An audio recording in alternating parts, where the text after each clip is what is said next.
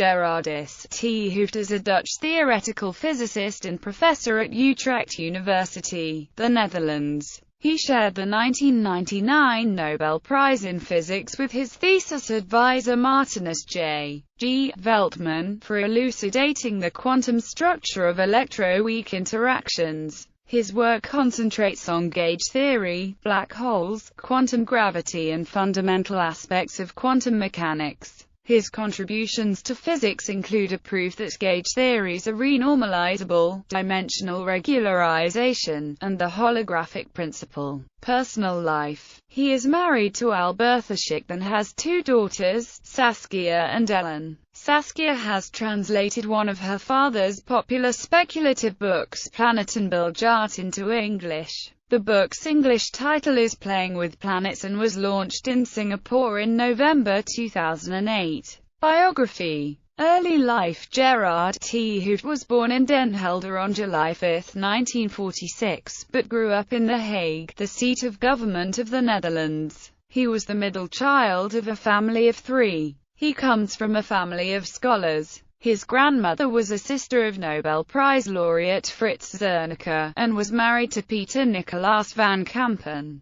who was a well-known professor of zoology at Leiden University. His uncle Nico van Kampen was a professor of theoretical physics at Utrecht University, and while his mother did not opt for a scientific career because of her gender, she did marry a maritime engineer. Following his family's footsteps, he showed interest in science at an early age. When his primary school teacher asked him what he wanted to be when he grew up, he boldly declared, "A man who knows everything." After primary school, Gerard attended the Dalton Lyceum, a school that applied the ideas of the Dalton Plan, an educational method that suited him well. He easily passed his science and mathematics courses, but struggled with his language courses. Nonetheless, he passed his classes in English, French, German, Classical Greek and Latin. At the age of 16 he earned a silver medal in the Second Dutch Math Olympiad.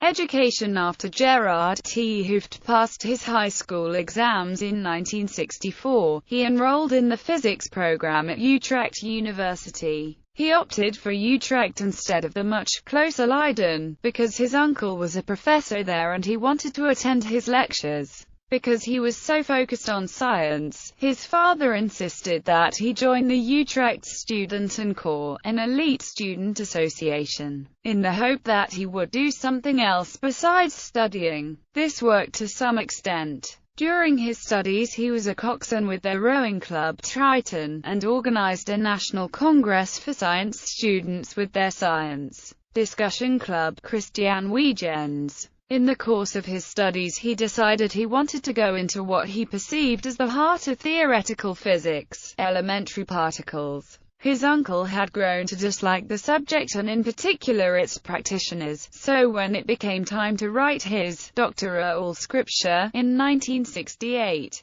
T. Hooft turned to the newly appointed Professor Martinus Veltman, who specialized in Yang-Mills theory, a relatively fringe subject at the time because it was thought that these could not be renormalized. His assignment was to study the Adler-Bell-Jackie anomaly, a mismatch in the theory of the decay of neutral pions. Formal arguments forbid the decay into photons, whereas practical calculations and experiments showed that this was the primary form of decay. The resolution of the problem was completely unknown at the time, and T. Hooft was unable to provide one. In 1969, T. Hooft started on his PhD with Martinus Veltman as his advisor. He would work on the same subject Veltman was working on, the renormalization of Yang-Mills theories. In 1971 his first paper was published. In it he showed how to renormalize massless Yang-Mills fields, and was able to derive relations between amplitudes, which would be generalized by Andrei Slavnov and J.C. Taylor, and become known as the Slavnov-Taylor identities. The world took little notice, but Veltman was excited because he saw that the problem he had been working on was solved. A period of intense collaboration followed in which they developed the technique of dimensional regularization. Soon, Hooft's second paper was ready to be published, in which he showed that Yang-Mills theories with massive fields due to spontaneous symmetry breaking could be renormalized. This paper earned them worldwide recognition, and would ultimately earn the pair the 1999 Nobel Prize in Physics. These two papers formed the basis of Hooft's dissertation, The Renormalization Procedure for Yang-Mills Fields, and he obtained his PhD in 1972. In the same year he married his wife, Albertha Schick, a student of medicine in Utrecht. After obtaining his doctorate, Hooft went to CERN in Geneva, where he had a fellowship. He further refined his methods for Yang-Mills theories with Veltman. In this time he became interested in the possibility that the strong interaction could be described as a massless Yang-Mills theory, i.e., one of a type that he had just proved to be renormalizable and hence be susceptible to detailed calculation and comparison with experiment. According to his calculations, this type of theory possessed just the right kind of scaling properties that this theory should have according to deep inelastic scattering experiments. This was contrary to popular perception of Yang-Mills theories at the time, that like gravitation and electrodynamics, their intensity should decrease with increasing distance between the interacting particles. Such conventional behavior with distance was unable to explain the results of deep inelastic scattering, whereas Hooft's calculations could. When he mentioned his results at a small conference at Marseille in 1972, Kurt Szymanczyk urged him to publish this result. He did not, and the result was eventually rediscovered and published by Hugh David Politzer, David Gross, and Frank Wilczek in 1973, which led to them earning the 2004 Nobel Prize in Physics. In 1974, Hooft returned to Utrecht where he became assistant professor. In 1976, he was invited for a guest position at Stanford and a position at Harvard as Morris Loeb lecturer. His eldest daughter, Saskia Ann, was born in Boston, while his second daughter, Ellen Marga, was born in 1978 after he returned to Utrecht, where he was made full professor. On July 1, 2011 he was appointed Distinguished Professor by Utrecht University. Honours. In 1999, Hooft shared the Nobel Prize in Physics with his thesis advisor Veltman for elucidating the quantum structure of the electroweak interactions in physics.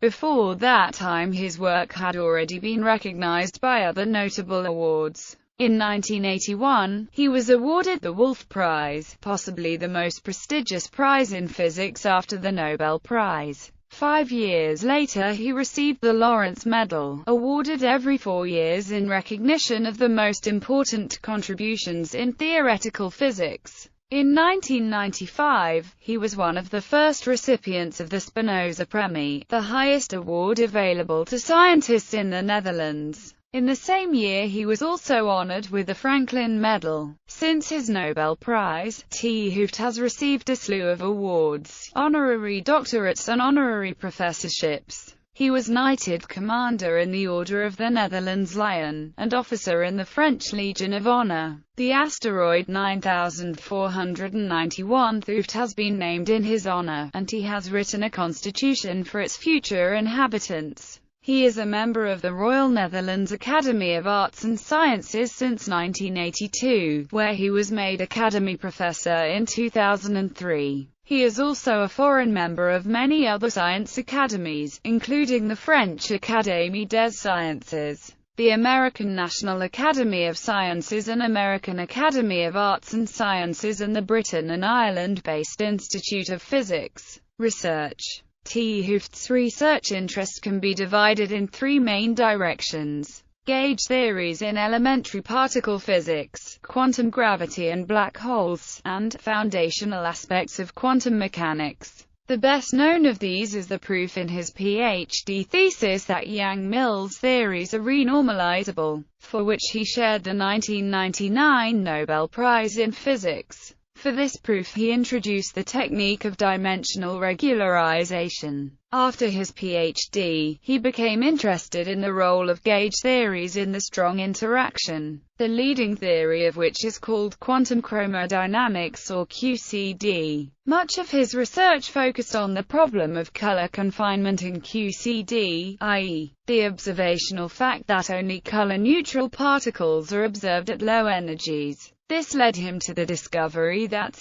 gauge theories simplify in the large N limit, a fact which has proved important in the examination of the conjectured correspondence between string theories in an anti-de Sitter space and conformal field theories in one lower dimension. By solving the theory in one space and one time dimension, Hooft was able to derive a formula for the masses of mesons. He also studied the role of so-called instanton contributions in QCD. His calculations showed that these contributions lead to an interaction between light quarks at low energies not present in the normal theory. Studying instanton solutions of Yang-Mills theories, Hooft discovered that spontaneously breaking a theory with SU symmetry to AU symmetry will lead to the existence of magnetic monopoles. These monopoles are called Hooft-Polyakov monopoles, after Alexander Polyakov, who independently obtained the same result. As another piece in the color confinement puzzle, Hooft introduced Hooft operators, which are the magnetic Joule of Wilson loops. Using these operators he was able to classify different phases of QCD, which form the basis of the QCD phase diagram. In 1986, he was finally able to show that instanton contributions solve the Adler-Bell-Jackie anomaly, the topic of his master's thesis. Quantum gravity and black holes. When Veltman and Hooft moved to CERN after Hooft obtained his PhD, Veltman's attention was drawn to the possibility of using their dimensional regularization techniques to the problem of quantizing gravity. Although it was known that perturbative quantum gravity was not completely renormalizable, they felt important lessons were to be learned by studying the formal renormalization of the theory order by order. This work would be continued by Stanley Deser and another PhD student of Veltman, Peter van Nieuwenhuizen, who later found patterns in the renormalization counterterms, which led to the discovery of supergravity. In the 1980s, Hooft's attention was drawn to the subject of gravity in three space-time dimensions. Together with Deser and Jackie, he published an article in 1984 describing the dynamics of flat space where the only local degrees of freedom were propagating point defects. His attention returned to this model at various points in time, showing that Gott pairs would not cause causality violating time-like loops, and showing how the model could be quantized.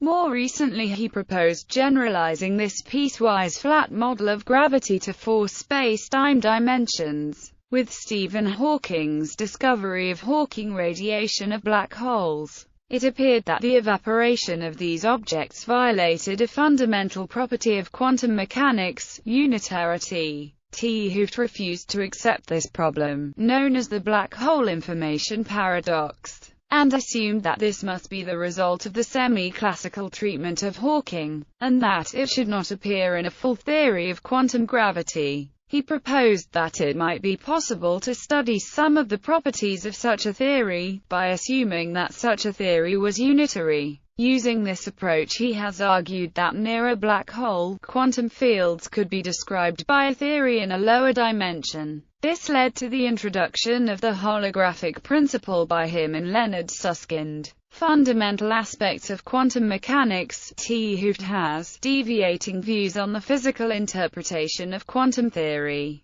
He believes that there could be a deterministic explanation underlying quantum mechanics. Using a speculative model, he has argued that such a theory could avoid the usual Bell inequality arguments that would disallow such a local hidden variable theory.